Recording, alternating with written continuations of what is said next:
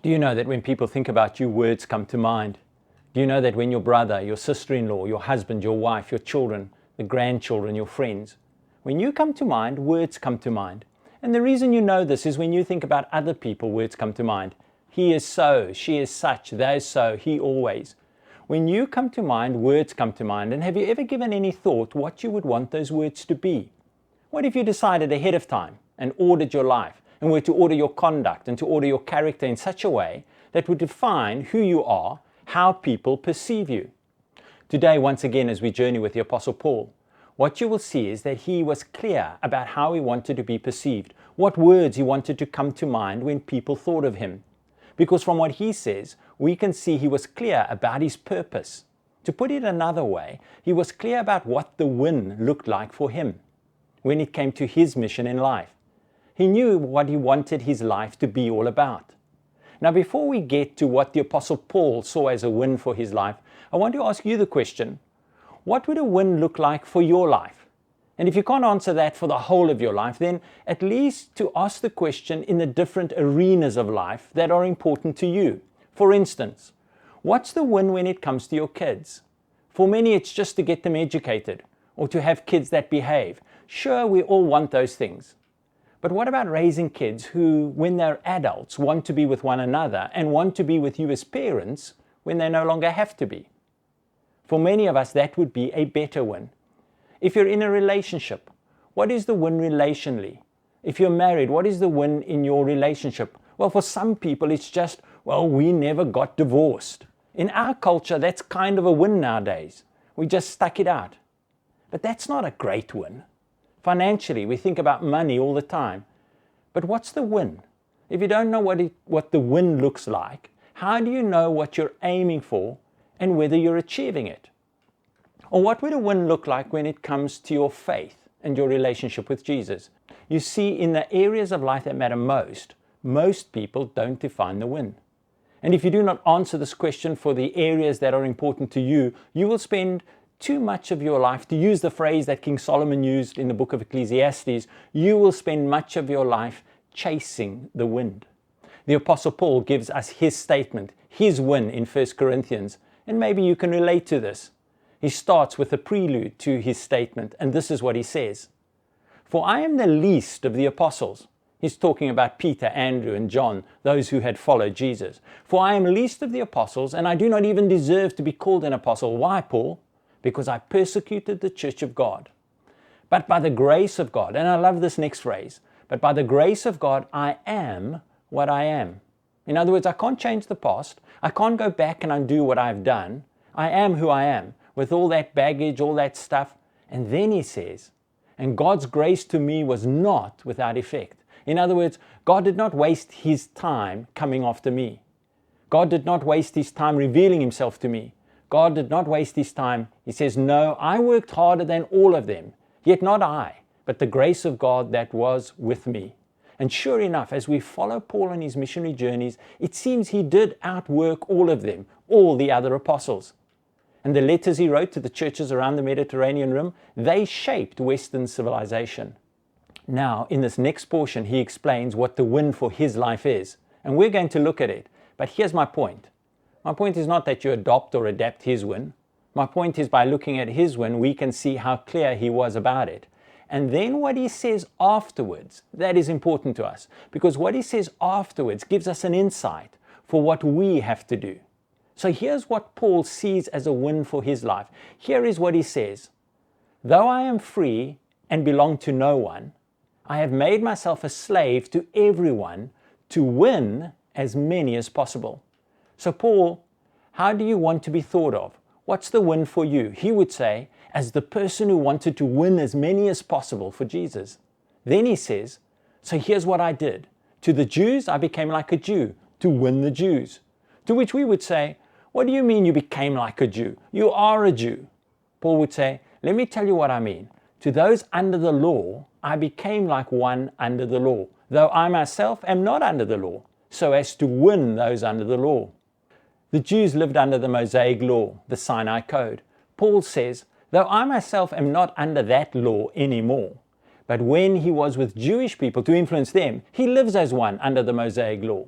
To those not having the law, I become like one not having the law, though I am not free from God's law, but am under Christ's law, so as to win those not having the law. Here's what he's saying. When I went to the Gentiles, I eat with the Gentiles. I dress like the Gentiles. I explain the message in a way Gentiles would understand. Why worry about all this, Paul? Because I have a North Star. I have a win that defines my life. I want everyone to know what God has done in the world through Jesus. He's saying, when I'm with the Gentiles, although they may not live by God's law, I still live under Christ's law. And what Paul is talking about when he says Christ's law, that's the single command that Jesus gave on the night of his last Passover, when he said, I'm going to give you a new commandment. You don't need 10, you just need one. As I've loved you, so you are to love one another. That was Christ's single law. Not the 10 commandments or the 613 Mosaic laws, just this one commandment.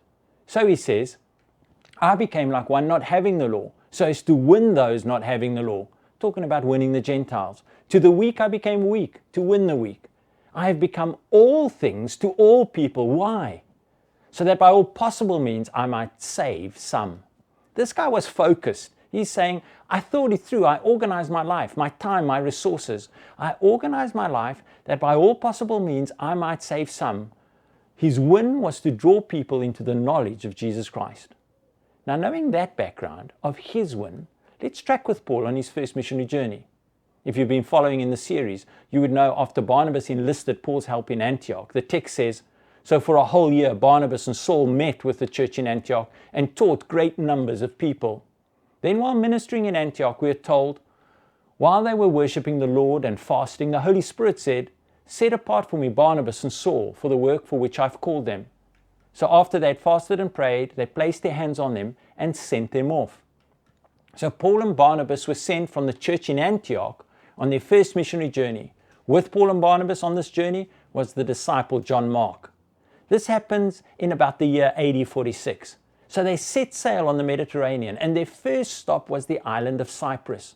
The Roman seaport of Salamis is where we're told Paul lands on the island. On the eastern shoreline of the island of Cyprus, the seawall of this ancient harbor is still visible that used to hold back the waves. Salamis was a Roman city extending for about 2 kilometers along the coast. Acres of the city's ruins remain to this day. Barnabas was a native of Cyprus. This was his homeland. He would have family and friends here. So the island was familiar to him at least. And he no doubt wanted his friends and his family, his countrymen, to hear the good news about Jesus. It's important to realize that at the time of Paul's first missionary journey, there would have been no known churches west of the eastern bank of the Mediterranean. So Paul is breaking new ground as he travels to Cyprus. But of course, what there would have been is, and we need to remember this, there would have been many Jewish synagogues scattered throughout the empire, wherever there was a Jewish community. So whenever Paul gets to a new city or region, he goes first to the synagogue. And so the first place that Paul presents the message of Jesus on his journey is in the synagogue of Salamis in Cyprus. It's striking that his first stop is always to the Jewish synagogue. So why does he follow that pattern? Well, scholars think there are at least two reasons. There is a theological reason and a pragmatic reason. The theological reason is Paul understands that Jesus is the Jewish Messiah, the King of the Jews, and they ought to have that privilege first of hearing this message about Jesus before it goes to anyone else, to the Gentiles. The practical reason is there are synagogues scattered throughout the Roman Empire, and they can become hubs for his missionary activity. These people already know the Hebrew text, the law and the prophets, the Tanakh. They already understand the promises of God to the Jewish people. So in many ways, they're equipped to accept this message of Jesus and then share it with others. So this pattern that Paul uses of going first to the synagogues and then to the Gentiles is recorded as beginning here in Salamis for the first time. Now remember, the win for Paul was not just to share the message of Jesus with Gentiles. The win for Paul was, I've made myself a slave to everyone to win as many as possible. In Paul's second and third missionary journeys, he would not ever return to Cyprus. But Barnabas did return with John Mark. And according to tradition, Barnabas was martyred in AD 61 at Salamis, this very place, for preaching Jesus. The text says, leaving from Salamis, Paul, Barnabas, and John Mark traveled through the whole island until they came to Paphos. This is on the southeast corner of the island. Their presence did not go unnoticed, as the Roman proconsul, Sergius Paulus, who was in charge of the entire island, requested an audience with Paul. He wanted to hear what Paul had to say. Sergius Paulus became a believer in Jesus, and he is the first recorded convert of Paul's, whose name we are told. And it is significant that Sergius Paulus became a follower of Jesus, because not only is he a Gentile, but he is a Roman. But not only a Roman, but a Roman proconsul, answerable only to the Caesar and the Senate. So when he came to faith, I'm sure it made it easier for Paul and Barnabas to continue preaching and teaching on the island of Cyprus. However, Paul and Barnabas and John Mark could not have fully known just how imposing the rest of their journey and mission would be. They now sailed north from Cyprus towards the region of Asia Minor, what is today the southern coast of Turkey. The first sign of land must have got their attention. They were entering the region of the Taurus Mountains, which is quite spectacular. After reaching the shore, they entered the city of Perga. Perga was a spectacular place. The city was originally a Greek city, dates back at least to the 4th century BC. Later, it was overlaid with Roman construction. The main boulevard was known as the Cardo Maximus. It had a fountain flowing down the center of the street. There were shops and colonnades lining both sides. You can imagine Paul, Barnabas, and John Mark coming into the city. The text then says it is in Perga that John Mark left them to return to Jerusalem. At this point, the text doesn't tell us exactly why John Mark left them. However, later in the book of Acts, this incident does become an issue of contention between Barnabas and Paul. It takes place after the completion of their first missionary journey. At the beginning of Paul's second missionary journey, we are told, sometime later Paul said to Barnabas, "Let us go back and visit the believers in all the towns where we preach the word of the Lord and see how they're doing." Barnabas wanted to take John, also called Mark, with them. But Paul did not think it wise to take him because he had deserted them in Perga and had not continued with him in the work. They had such a sharp disagreement that they parted company. Barnabas took Mark and sailed for Cyprus, but Paul chose Silas. He went through Syria and Cilicia, strengthening the churches. This second missionary journey is for a future series, but I wanted to point out John Mark's leaving them would have later repercussions. What we do know, though, is at the end of Paul's life, Paul came to admire John Mark, so much so that he requests him to come to be with him during his final days in Rome, and that's recorded for us in 2 Timothy 4:11. So John Mark leaves them here in the city of Perga on their first missionary journey and returns to Jerusalem, and Paul and Barnabas continue. From Perga they went on to Pisidian Antioch. They would have done this journey on foot, a distance of only 200 kilometers, but it is across the Taurus Mountains, not an easy journey for the time. Some of the actual Roman road is still evident today across this mountain range, and scholars believe crossing this mountain was difficult to accomplish on foot at the time, as there were no towns or inns you could overnight in, so you are isolated until you got to the other side. Pisidian Antioch is more than 1,000 meters above sea level. The ruins are still evident today, with straight stone streets. On entering the city, once again we're told, on the Sabbath day they entered the synagogue and sat down. And Paul would once again preach the message of Jesus here first in the synagogue. These are the ruins of a 4th century church, so hundreds of years after Paul. But the church was known as St. Paul's Church, and the reason it was called that is scholars believe it was built on the foundations of the original synagogue, the very synagogue Paul first preached in when he arrived in Pisidian Antioch. Now, when Paul taught in the synagogue, he draws on the shared history of Israel with his hearers and their shared knowledge of the Hebrew Scriptures. And he sets out to show that his message about Jesus is in continuity with their history and with their Scriptures, that Jesus is the Messiah they've been waiting for. At first, Paul's message was well received, and he was invited to come back the following Sabbath. The text then says, on the next Sabbath, almost the whole city gathered to hear the word of the Lord. So now the Gentiles are also gathering to hear the word of the Lord.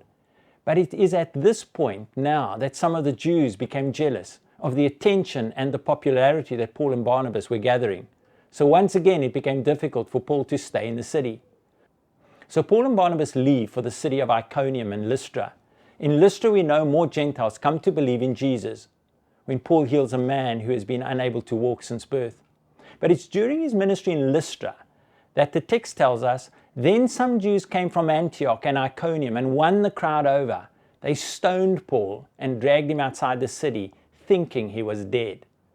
Paul must have got quite a beating because they thought he was dead when they dragged him outside the city and left him there. But Paul was not dead. We are told, But after the disciples had gathered around him, he got up and went back into the city, I'm sure in a lot of pain. One wonders if this event reminded Paul of another stoning, one that had happened 15 years earlier, a stoning that he participated in, but not as the victim, rather as one of the perpetrators, the stoning of Stephen, where Paul's story began. A young man named Saul giving approval to Stephen's death. It must have occurred to Paul that now the tables had fully turned. He's been stoned just like Stephen for preaching the message of Jesus. After his return to the city of Lystra, we are given only one more line, and that is, the next day he and Barnabas left for Derbe again, and from there they would return to Antioch, from where the journey started. Later Paul would write, not only was he stoned by the Jews and managed to survive, but on 3 occasions he was beaten with rods. Often he had to leave cities under the threat of death. And we may want to ask Paul, how could you put up with so much? And I think Paul's response would be, I wanted to win as many as possible for Jesus. Remember, we started with Paul saying, I have become all things to all people, so that by all possible means I might save some. But what comes next is for you and for me. It can be applied to any area of importance in your life. You see, the Apostle Paul knew it's not enough just to wish. It's not enough just to want. It's not even enough just to desire. So he now dips into a sports metaphor, which the hearers in his context would have understood and we understand. He says, do you not know that in a race all the runners run, but only one gets the prize? Yes, Paul, we know how a race works. He says, run in such a way as to get the prize. You see, in an athletic competition, the competition is obvious. In a race, they're lined up right beside you. You always know how you're doing in relationship to the competition, and you know what the goal is. But when it comes to winning in life, when it comes to winning in your marriage, when it comes to winning with your kids, when it comes to winning in your profession, you're not always sure what the goal is because we haven't answered that question, and it's not as obvious. And because it's not obvious, it lacks urgency for us and may even seem as unimportant. Listen to what Paul says next. Everyone who competes in the games goes into strict training. They do it to get a crown that will not last, but we do it to get a crown that will last forever. Therefore, I do not run like someone running aimlessly. I do not fight like a boxer beating the air. In other words, live your life with the same urgency, with the same focus, with the same order that you would bring to a race or a competition. Live in such a way that you will win. Pay the price that you'll have to pay to make sure that you will win the prize, achieve the goal. In an athletic competition, there is always a price to pay to win. Paul was willing to pay the price to win both Jew and Gentile. In the arenas of life that matter most to you, whatever they are, for you to win, for you to do well in, it's going to take your attention, your time, your dedication. You can't ignore your marriage, your children, what's required of you in your profession, your faith, and then expect it to go well. But more than that, do you even know what the win looks like? What the prize would be in these areas? Paul says, think about the hard work and sacrifice an athlete puts in, all the effort that goes in only to win a crown that will not last. And what they were actually getting, you probably know this, they were getting a crown of leaves, laurel leaves. You've heard the phrase, resting on your laurels. That means you're using your past accomplishments, sitting back on one's past accomplishments and not doing anything now. That phrase is from this. You've got a laurel crown, and of course over time it would get old and dry.